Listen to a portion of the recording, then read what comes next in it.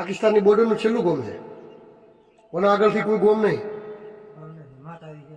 માતાજીનું મંદિર છે એમ ને. પણ આપણા ભારતનું તો આજુ છેલ્લું ગામ નહીં.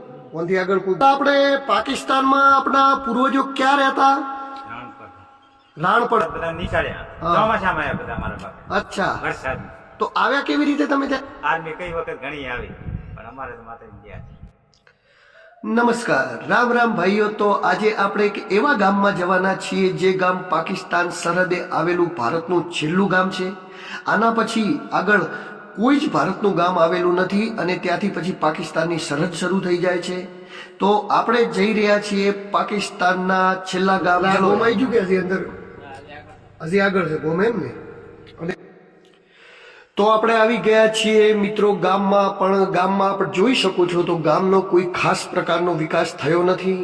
અહીંયા અમે ગામની અંદર ખૂબ જ તપાસ કરી પણ અહીંયા મોટા ભાગે ખૂબ જ ઓછા માણસો રહે છે અને જે માણસો રહે છે એ ખેતરોમાં રહે છે અને અહીંના લોકો ખેતીવાડી અને પશુપાલન સાથે સંકળાયેલા છે. એટલે અહીંયા માણસો મળવા ખૂબ જ મુશ્કેલ હતા.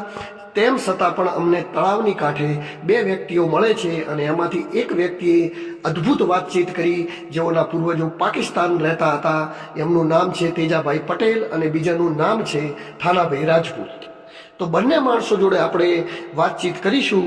આવો એમને શું કહ્યું હું આપને બતાવું. થાનાભાઈ છે જેમની આ ભેંસો છે અને બીજા છે તેજાભાઈ. તેજાભાઈ પટેલના સગાવાલા બાપ દાદા પહેલા પાકિસ્તાન રહેતા. પાકિસ્તાનથી એ લોકો અહીંયા આવેલા છે જે તે સમયે. તો આપણે વાત કરીએ તેજાભાઈ જોડે.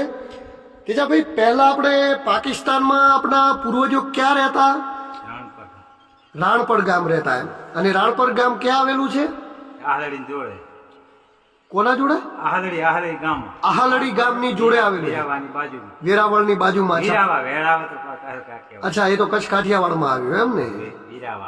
વીરાવા ગોમ જે પાકિસ્તાનની અંદર આવેલું છે. ત્યાં આજે પણ રહે છે હિન્દુઓ? હા, હા, ચૌધરી પટેલ નથી રહેતા, મતલબ હિન્દુઓ રહે છે. હા, એટલે ઠાકોરો ને બ્રાહ્મણો ને બધા રહે છે. સોઢા છે.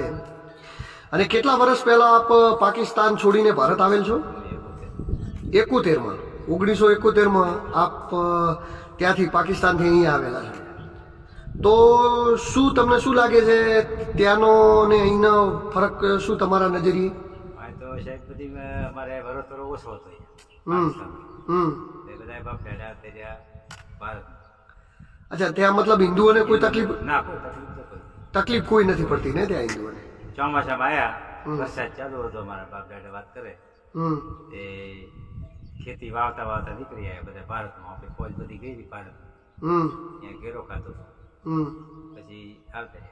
એટલે ફોજ હાથે આયા? ના, ફોજ તો અહીંયા હતી પણ દોષ હતો ને. હા, અહીંયાથી રાતોરાત બધા નીકળ્યા. ચોમાસામાં આવ્યા બધા મારા બાપ. અચ્છા, વરસાદ. તો આવ્યા કેવી રીતે તમે ત્યાંથી? છૂટી કરી હતી ને આ નરાબેટમાં થઈ મહિનો એક છૂટી રાખી. મહિનો છૂટી રાખી હતી ત્યાંના લોકોને અહીંયા આવવા માટે. જે હિન્દુ લોકોને અહીંયા આવવું હોય એવી છૂટી કરી હતી. કઈ સાલમાં કરી? 1971માં. તો જો સરસ મજાનું કામ 1971માં પણ થયેલું છે સરકાર દ્વારા. બરોબર કે એ સમયે જે હિન્દુઓ આપણા પાકિસ્તાનમાં રહેતા હતા એમને ભારત આવવા માટે 1 મહિનો છૂટી અપાઈ હતી એવું તેજાભાઈ પટેલ કહે છે. તો પછી આ સરહદનું આમ 1971ના યુદ્ધ પછી આ ગામમાંથી ઘણા બધા લોકો સ્થળાંતર કરીને જતા રહ્યા. આપે જોઈ રહ્યા છો એ ભગવાન શિવનું મંદિર છે અને તેનાથી આપ થોડા આગળ વધશો તો ત્યાંથી રણ શરૂ થઈ જાય છે અને રણથી લગભગ 10 કિલોમીટર આગળ જઈએ તો ત્યાં પાકિસ્તાન બોર્ડર આવેલી છે. એટલે કે ભારતની સરહદે આવેલું ભારતનું આ છેલ્લું ગામ છે. જો મિત્રો તમને આવા વિડીયો ગમતા હોય તો મારી ચેનલને લાઈક, સબસ્ક્રાઇબ અને ફોલો કરવાનું